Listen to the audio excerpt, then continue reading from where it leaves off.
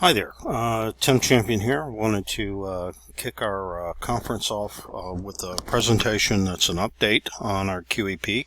Our QEP, of course, is entitled Cultivating Culture and Curriculum for Undergraduates, Research in Progress to Date is my title. I want to remind you that research in terms of our QEP, that we take that to involve many things, researching a musical performance and preparing a musical performance, working on issues of societal concern, working on pitch competitions, working on social political projects like the Run DMC project. You see up in the upper right hand corner some of the work from the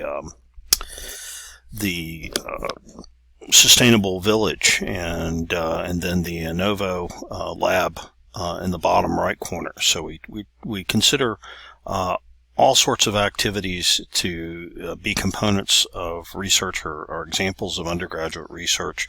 Another one that's not represented by a nice picture here, but international travel, for example, is another thing that we consider as undergraduate research. So a very, very broad definition of undergraduate research. Many institutions refer to it as scholarship and creative activities, which is a good way to think about it. One of our key touchstones in the QEP is the Research Skill Development Framework developed by Willison at the University of Adelaide, and there's a link there for you. These 6 facets of research we regard as being very descriptive of any type of research, even with our broad definition of research. So we've used these. Notably, we're using these for our student learning outcomes and also for curricular alignment. And you'll see some examples of that as we go on. Here is an image of the actual RSD as one of the tools that you use with the RSD. So you have your facets of research that are your rows across that are in white, and then the columns that are different colors going from red to blue. As you go towards blue, you're going to more independent responsibility on the part of the researcher. More of the decisions are being made by the researcher, and we consider this. There's actually 7 of these columns. We consider really the 1, 2, 3, and 4 to be a reasonable sort of level of independence for our undergraduates, with 5 maybe being an aspirational sort of level. And we'll talk more about that in a bit, but I wanted you to see that image. The other touchstone for us is the Council of Undergraduate Research has published these characteristics of excellent undergraduate research, and looking at all these different factors that come into play. And we use this as our way of looking at what do we need at JCSU, and then trying to assess through surveys what we have and what we continue to have, and then also in terms of planning our activities and our budget, we aligned everything as much as we could with this. So let's look at those activities. This slide many of you have seen before is a list of the QEP activities as we suggested they would occur at the beginning of this process. And again, this is 2017 to 2022, so we're sitting kind of right in the middle in year 3. On the curriculum side, we were going to build on our existing senior paper process, the Senior Investigative Paper, or SIP. We've had that since 1990, and so we have a long track record with that. We were going to do course development, promote workshops, provide grants to fund course development that would support undergraduate research skill development in our curriculum. And then we would, of course, focus on assessing the products that students produced as research and trying to again cast a broad net for those products, but generally what we see are written products for the most part. We're going to work on classroom embedded research activities, or what's come to be called course based undergraduate research experiences, or cures, as a way of making undergraduate research available to all students, letting all students benefit from that rather than taking the elitist approach that's normally taken for undergraduate research. On the culture side, we were going to market our IRDs about research and try to convince folks that undergraduate research was a good thing to engage in, that it was something that provided students with sellable skills that could distinguish them when they are on the job market or going to grad school or whatever. We wanted to do more publicity, more public relations for research. We wanted to have seed grants to have help faculty start projects that could involve undergraduates. We wanted to address some of the pain points. By the pain points, we meant problems that we have, things that inhibit undergraduate research, such as the hiring process for undergraduates and budgetary issues and supply ordering issues and delivery and paperwork and the various hurdles that we have to jump through, the human subjects review, those sorts of things that act as inhibitors to research. We were trying to make those be as efficient as possible. We were going to try to promote some more workshops again on promoting the understanding of research, try to promote interdisciplinary team formation that would result in research projects that draw from multiple disciplines. And then we wanted some enhanced administrative support for folks doing research on campus. One thing we wanted would be an improvement to the university website, where if someone were searching our website and looking to try and find someone who specialized in, say, robotics, they could find that person, which is not currently the case. So take a few of these and talk about some examples. In terms of building on the existing program and the existing senior paper program, you see here an example of what we call a rainbow diagram. What you have on the right here is a curriculum for the business major, you see the courses are listed there in the gray column, Accounting 235 and so on, down to several concentrations.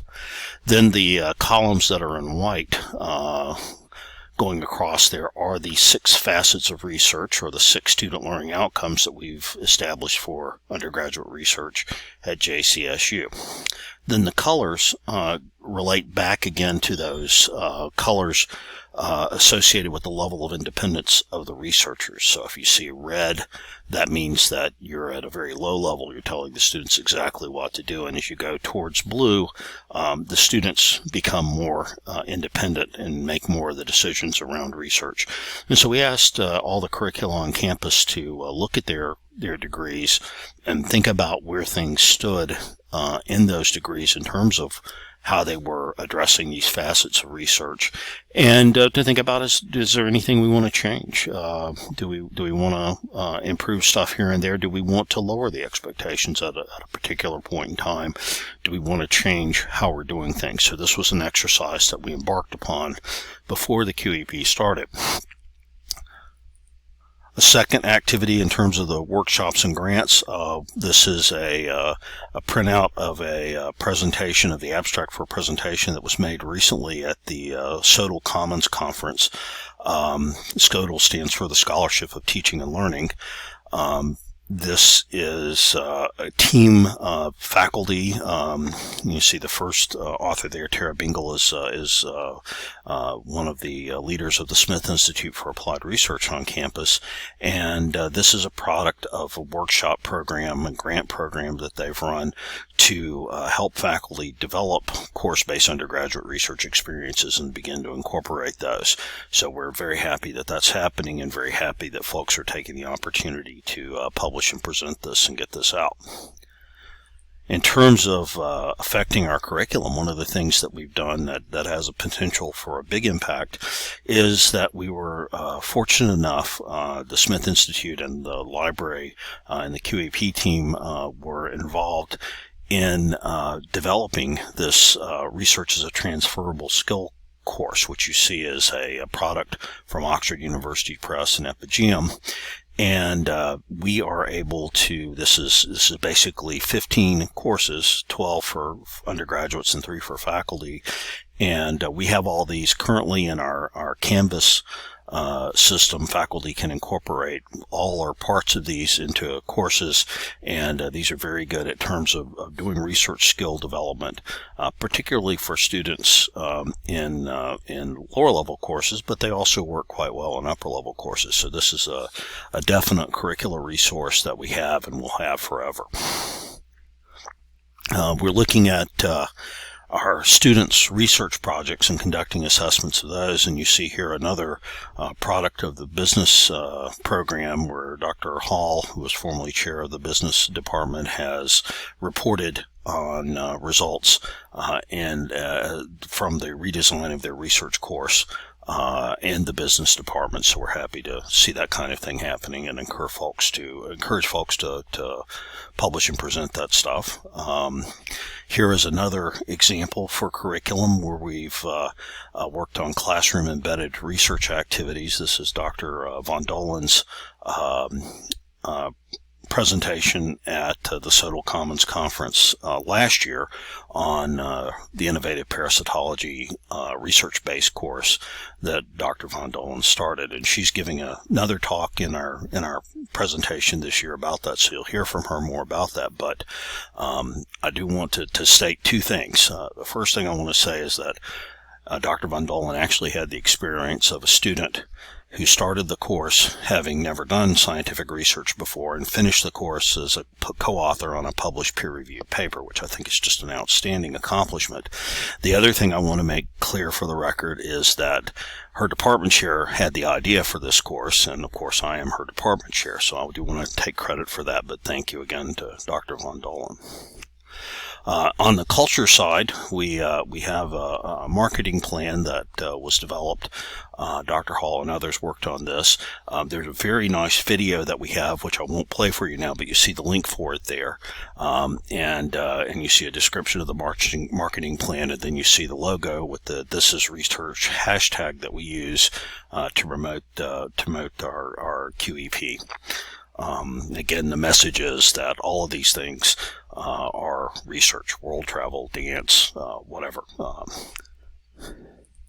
Also, the University Communications and Marketing has been very good about promoting research accomplishments on campus. Here's just an example of a research accomplishment from one of our students, and this also highlights two other programs that have helped out a lot as well.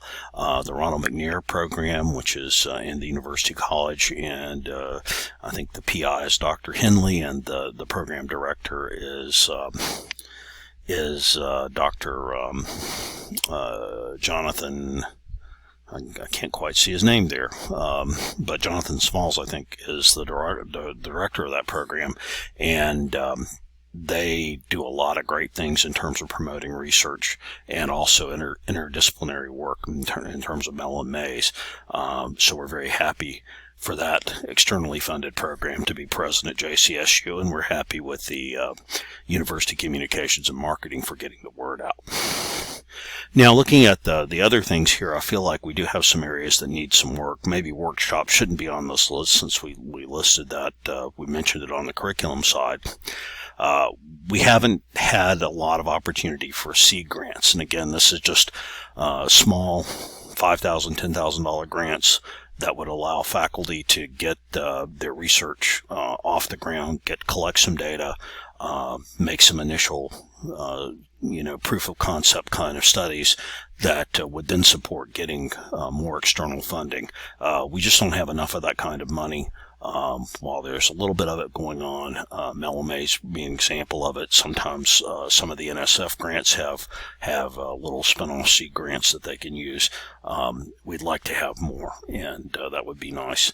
The issue of addressing the pain points, we haven't been able to I feel like we've gotten much traction on that, although I think that the university is generally looking at improving administrative efficiency, but we haven't been able to fund the position that the consultant that we wanted to bring in twice in the program to try and address those pain points. So maybe we're seeing some progress. Maybe we'll continue to see some more progress, but we haven't been able to devote budget to that. Interdisciplinary team formation, again, I think we're seeing some of this. I don't know how much we're promoting it, but one of the examples that I would mention is the new esports initiative that's coming forward as we've got some funded support, and that's combining HHP and computer science and engineering. So that's some exciting interdisciplinary stuff. And in terms of enhanced administrative support, again, that's kind of hard to say where we're standing on it. The web page definitely hasn't been improved. We are at a point in time where we're hiring a lot of administrators that I think are going to support activities across the campus. So maybe we'll see that happening, and the web page's time is going to come, I think, eventually, but that's beyond the scope of this presentation. We're going to reuse this slide that I've shown to many of you earlier this year about what the program should be thinking about. And this is really, we've tried with this QEP, we've tried to put a lot of the decision making at the program level, instead of dictating from above how things should be done. We've given you a framework, and that, again, when we say we've developed together a framework for this, and then it's up to programs to decide how they're going to do it. So these are some of the questions that I ask programs to continue to think about. How can they improve these things? I do want to mention some of the outcomes here. This is a small version of the poster that was presented at the Soto Commons Conference in 2019. On the left here you have the research product rubric as it exists in Canvas. This is a rubric we've developed which took the 7 or the 6 facets of research from the rainbow chart type thing, and we then created 4 categories that are quality related. So this is something that allows us to look at a product of research independent of having a knowledge of how it was produced, and we could then rate that product on quality. And so what was done in this study, and a large number of collaborators, faculty who collaborated on this, are listed in the itty bitty print at the bottom of the poster, and I'll probably post a PDF of these posters for you so you can see them in a bigger size in the discussion. But a group of faculty were trained to apply this rubric. They also then became the ambassadors back to their programs about this rubric.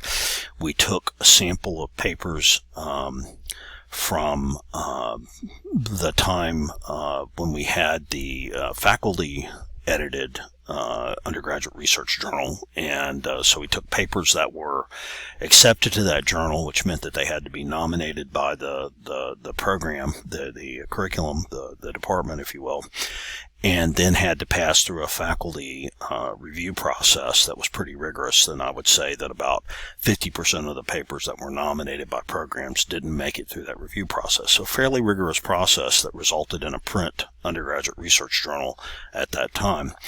And then we found, looking in the library at JCSU, we found other senior papers from the same year or from very close to the same year that were from the same discipline that were not in the undergraduate research journal, and without these faculty raters knowing which was which, when they rated them, they consistently rated the ones that were in the undergraduate research journal higher, which suggests that the rubric is a valid measure of quality. We've then gone on, and in the most recent year at the Soto Commons Conference, we presented this other poster where we looked at evaluation of senior papers from the period right before we started talking about this QEP, and then the first couple of years of implementation. So the blue here you see is 2013 to 15, the yellow, the gold, is 2018 to 2019, so only 2 years. So very, very tentative data here.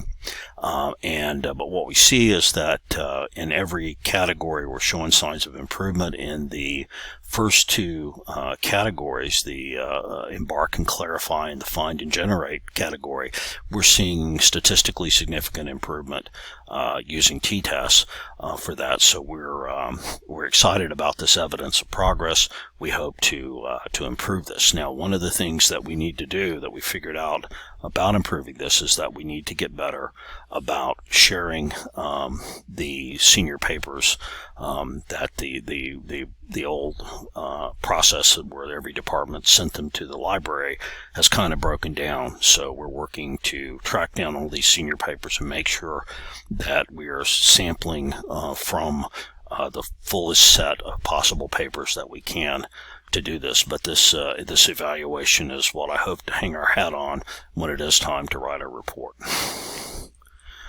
Now, of course, the elephant in the room is this microbe, the novel coronavirus, and that has, of course, thrown this meeting into online mode, and it's thrown all of us, our teaching, into online mode, and it has us scratching our heads about what's going to happen next fall, and thinking about what might happen if we have to be in online mode, or if we start off on ground and have to go back to online mode, depending on how this pandemic proceeds. This, of course, is fertile ground for research. We've all got stories about how we've responded to it. There's going to be lots of stories about how students responded to it and what the challenges were to those students. We're learning a lot about resource needs for the university and for humans generally. And this is all grounds for scholarship. And I encourage you all to engage with that. In terms of conducting research online, I'm sure that's somewhat possible in many disciplines. In some disciplines, though, where you need to go into a lab or be working in some sort of hands-on field type situation, that makes it a little harder. But one thing I think we can look at, and one thing that we have, I think, gone to, is looking at promoting research skill development. So, for example, you can't take the students into the chemistry lab anymore. You can simulate certain things, and you can practice the data analysis skills or practice the experimental design skills. A nice thing about simulation is that you could collect a lot of data using several different designs. So I think there's ways to respond to this where we can be true to our QEP and to our core beliefs about what we think is important to teach. I thank you guys all for listening to me and for all the support. I've got so many people that I need to acknowledge. All the folks who served on the QE committee, the deans, the department chairs, the president of the university, the folks in the finance office, all the different programs that contribute to supporting undergraduate research on campus. I apologize if I haven't mentioned anyone specifically, but I very much appreciate everyone's hard work on this effort, and I'm very proud to be able to represent you all and take credit for a lot of the hard work that you do. With that, I look forward to seeing your questions in the discussion, and hopefully I haven't bored you to sleep yet. So thank you, and again, I hope that you all remain very safe and secure, and that everything goes well for you. Thank you.